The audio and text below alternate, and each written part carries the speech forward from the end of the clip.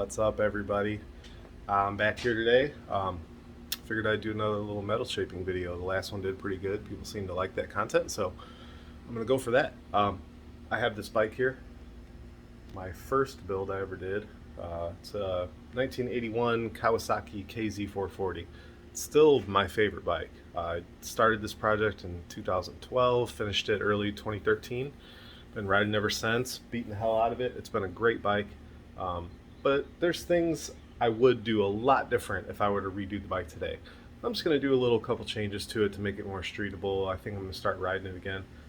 It really does need a fender. There's 0 fenders. Back when I first started this, I thought it was cool to have no fenders and like the way it looked. Not too functional, I've learned over the years. So I'm going to make a small Cafe Racer swing arm mount fender for it. So I'll show you guys that process.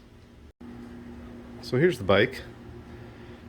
It's a cool little bike. I still do love this thing. It's so much fun to ride. I love small bikes, if you couldn't tell. And as you can see, no front, no rear fender either. I'm going to make a small swing arm mount fender. It'll fit right back in there. Actually, I'll show you. I have one that I made on my Yamaha. Probably just going to use the same template. It's about the same width tire. I think it'll work out. So I have a piece of aluminum here. It's 3003 80 thousandths H14. So it's fairly in the middle. It's strong, but it's soft at the same time. But I am going to anneal it after I cut my template out, just because I'm putting a lot of shape into this thing in a very small area. I don't want this flange right here to crack when I start to stretch. It'll just make the whole process easier if I anneal it. So I'm going to go ahead and get it traced out, cut it out, and we'll get started.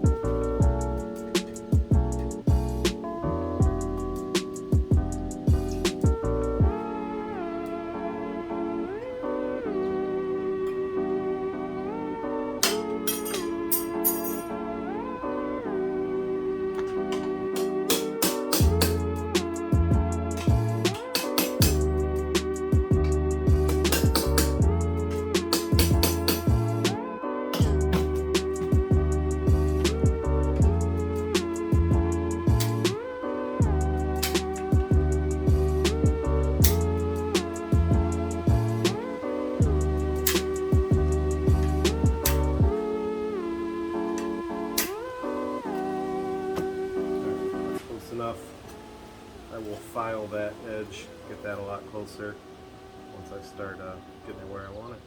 So I'm going to go ahead and get this thing annealed. And annealing is basically heating this piece of aluminum till right before its melting temperature.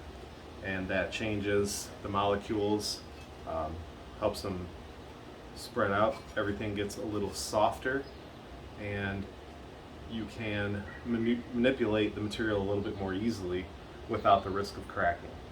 It does work harden though, so you can re-anneal. I shouldn't have to re-anneal it. One time should do. If you're interested in the annealing process, there's plenty of videos out there. That's a whole topic on its own. But I'll show you real quick how I do it. I will coat the piece with soot from some acetylene, just a dirty flame, and then I will heat the whole piece evenly until that soot burns off, and that is just about the temp that it needs to be before it will actually start melting. Let it cool down and I'll show you the difference. Real solid. I mean, I can flex it, but it's still pretty hard to bend. You'll see the difference when it's annealed.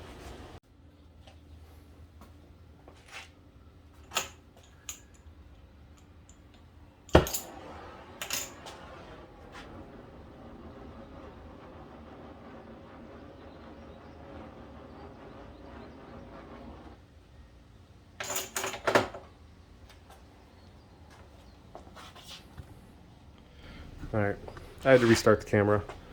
I had to touch a spot up anyway, I forgot to start. But as you can see, it's all covered in black soot now.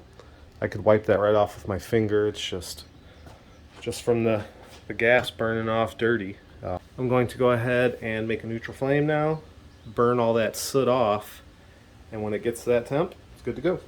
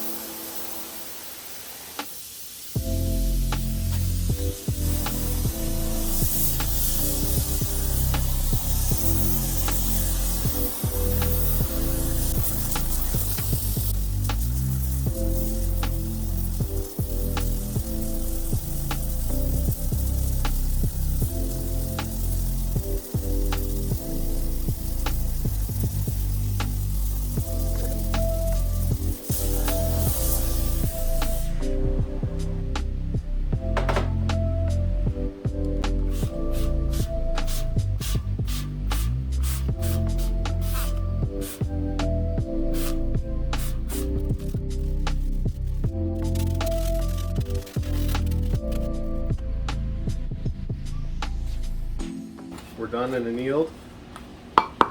Hear how different that is? Even without a glove.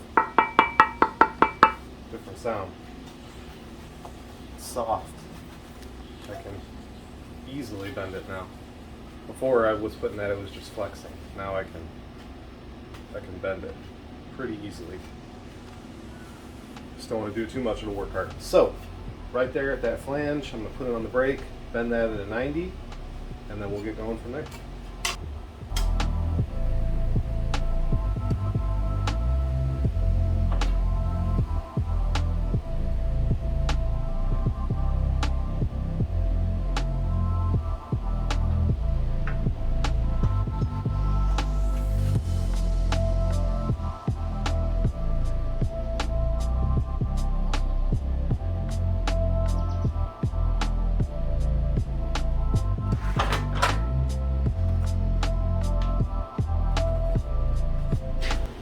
Next step, I'm going to start stretching here through the center section. That will start to give it a curve this way and this way.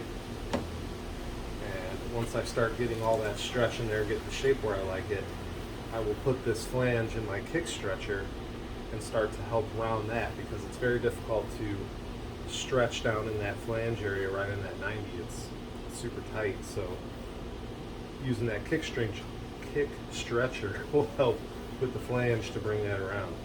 And I've done this a few times, it's worked out pretty well. I don't like doing a two-piece and having to weld it there. That's why I do it this way. So let's get to it. If you are getting into metal shaping and you want some nice mallets, you don't want to just buy your cheap nylon one from Harbor Freight. I have a set of 4 of these. These are from Big Joe out of South Dakota. It is called SnapFab, snapfab.com. And Joe's a great guy. He makes some great product. These hammers are amazing. I actually won these from him on a giveaway, I don't know, 3-4 years ago or something like that. And they've held up great. They are fantastic, fantastic shaping hammers.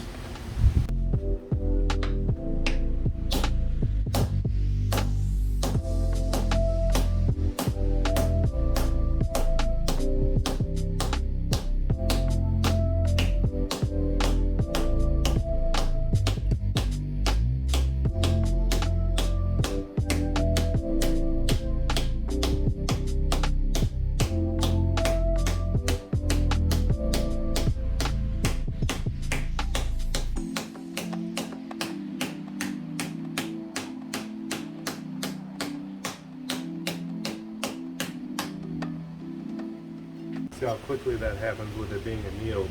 If that was regular temper, I'd be having to hit a lot harder. I'm hardly even touching this thing.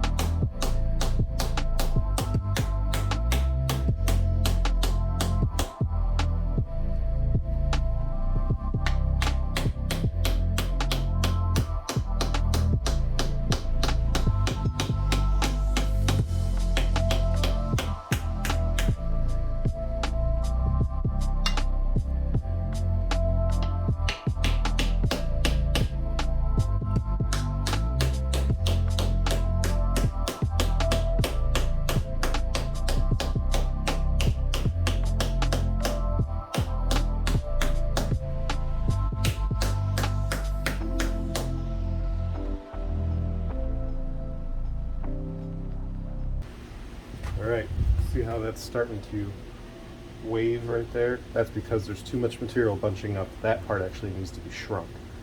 So I will do some preliminary shrinking on the mushroom dolly, and if I have to do any more after the English wheel, I will use the kick shrinker for that part.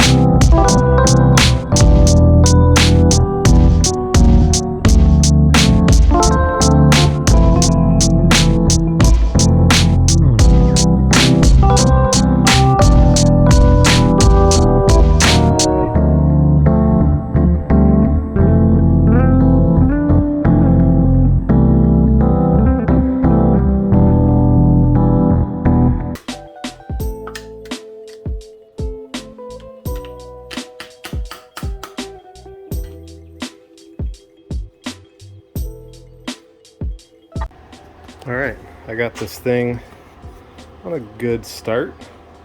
Got a lot of curve in it, but it's going to flatten a little bit when I start on the English wheel.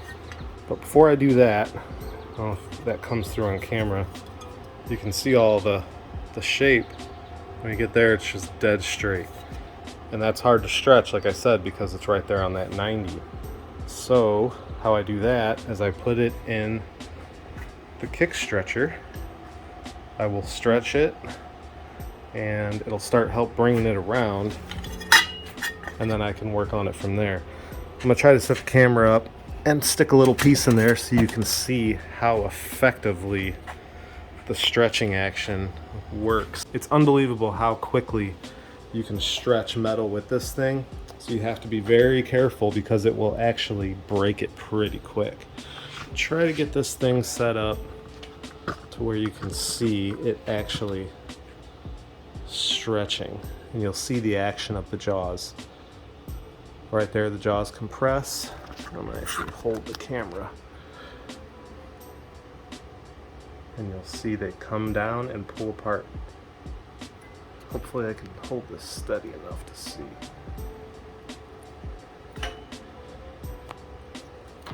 You can see it actually started to curve it. Let's see if I can get that a little better. So you can actually see the metal stretch. I'm not sure if that's coming through. I might try to slow it down, but see, it already started. Good focus. It already started to split right there. That's how quick it happens. I mean, that is a small piece, but that's the idea. Here we go.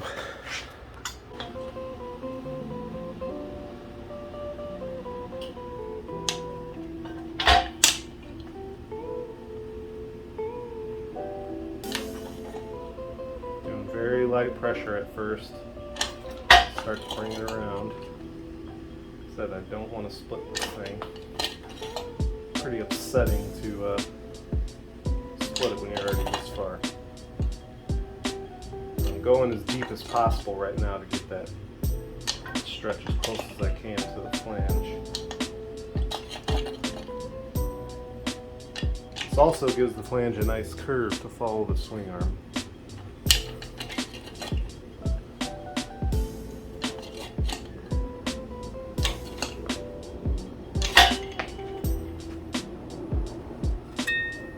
That is no longer a straight flange.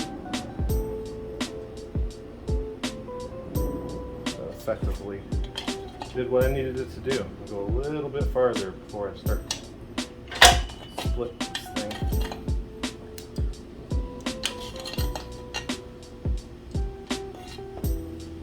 Alright. That did pretty dang good. I'm going to try to hammer stretch a little bit along there just so it's not so flat. And then we'll hop on the English wheel.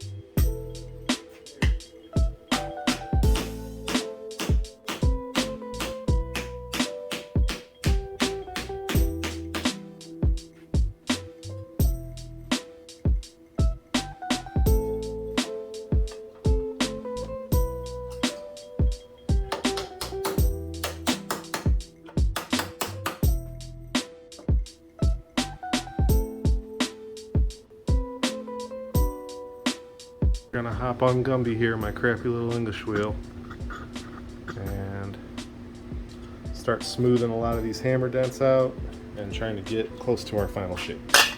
Starting off with a very low crown wheel here, light pressure, and then we'll move up if we need.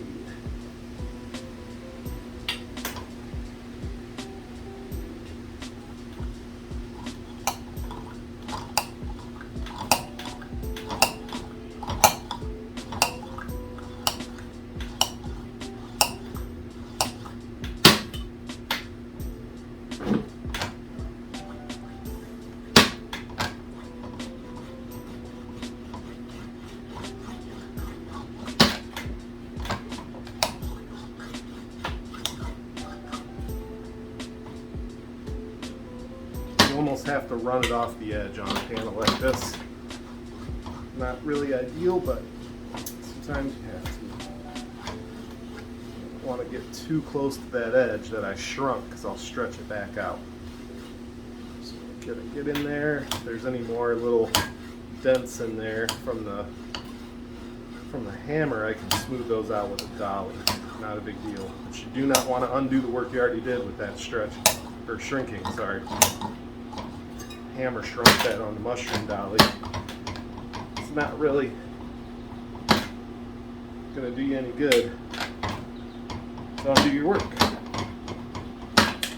To get this uniform, you pretty much have to run it off the edge. With light pressure, it's not too hard. And my wheel is so flexible, I'm sure you can see, with a bigger wheel, it'd be kind of difficult. So you can see, maybe, the right half so much smoother than the left half.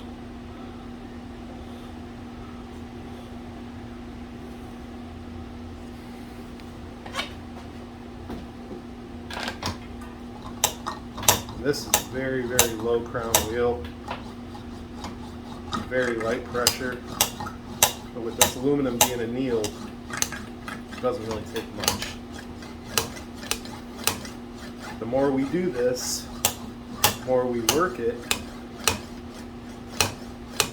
compress all that molecules back together, it work hardens. Sound changes, the feeling of it changes. Really get it back close to its original temper and the state it was when we first started if you work it enough.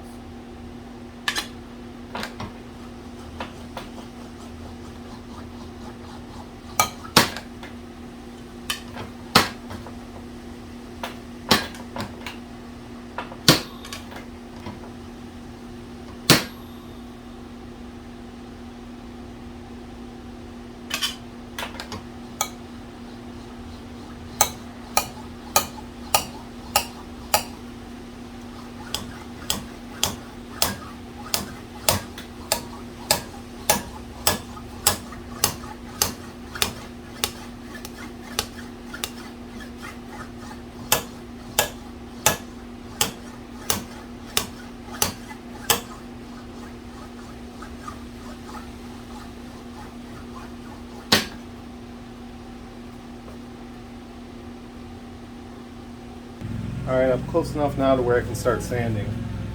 I got some flexible 150 grit on here, and this is a worn piece. I don't know if I would use a full piece of brand new piece of 150, it might be too aggressive. But a good way to check your surface finish here is lightly go over with the sandpaper, and you can see any lower high spots that you might need to planish out more. Or if they're very light, you can really just sand them out or file them out.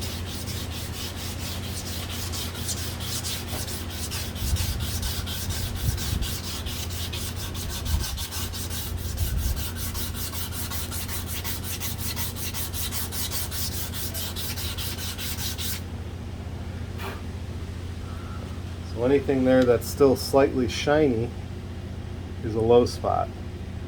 I can planish those out a little bit and do it again.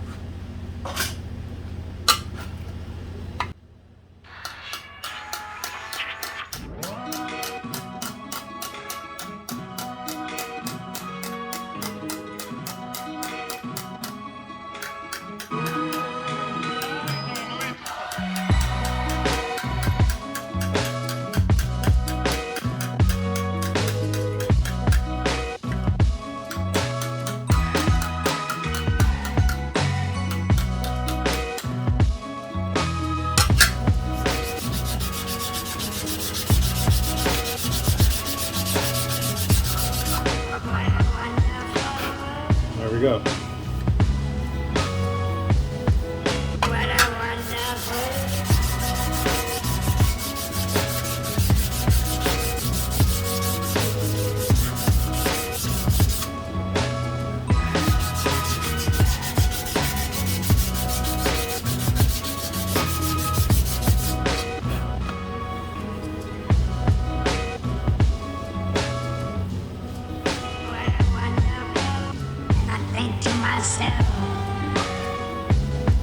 Feeling as well.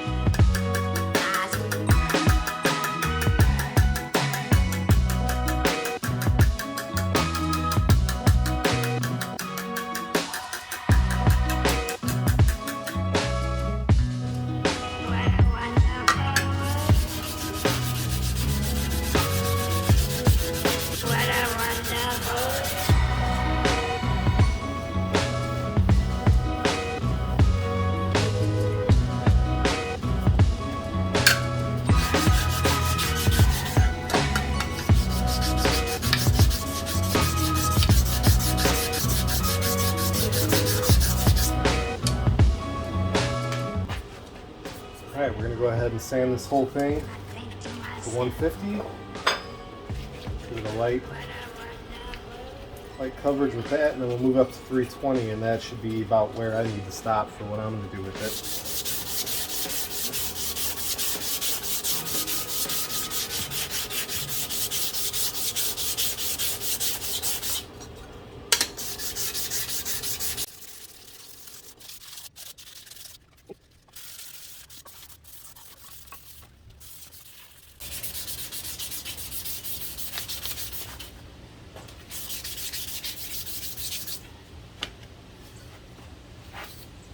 There we go.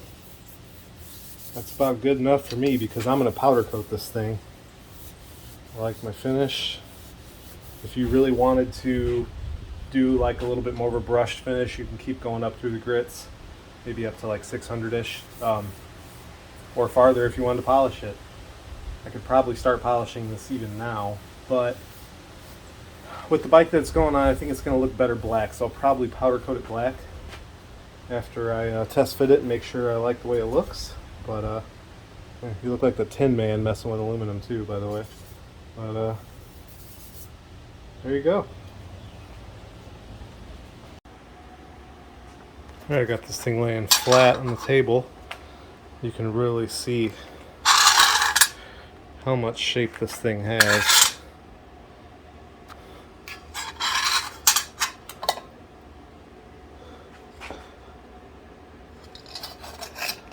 Turned out pretty cool. I'm happy with it.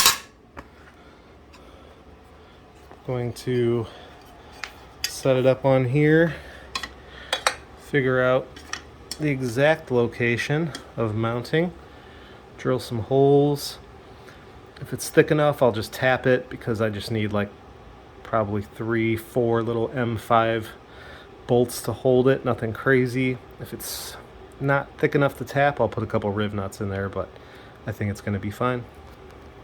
Alright, got some holes marked out here. Go ahead and use the hole punch. I always forget I have this thing, but it is nicer than drilling. I have to say that.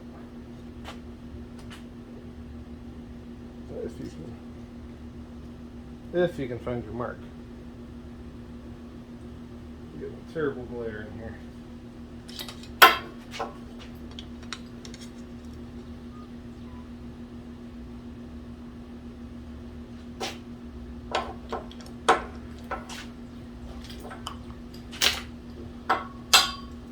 There's one.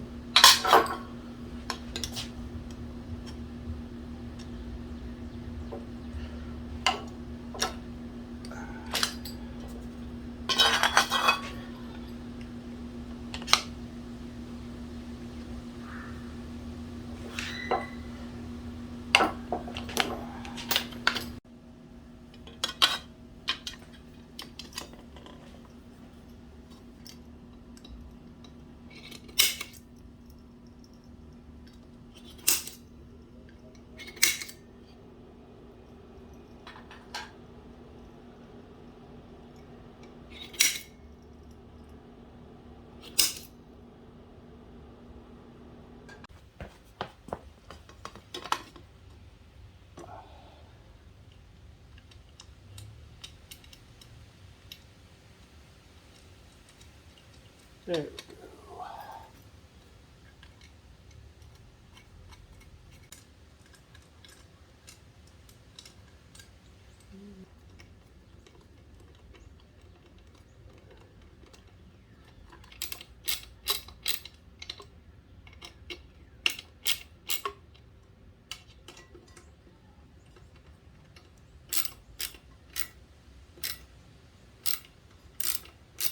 There we have it.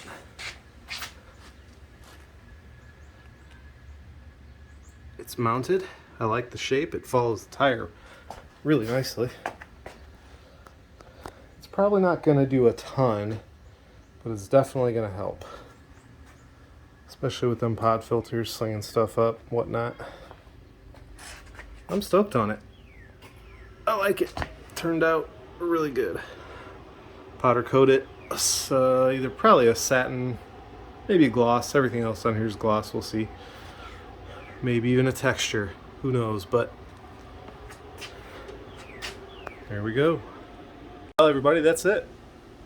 Turned out really good. I'm really happy with it.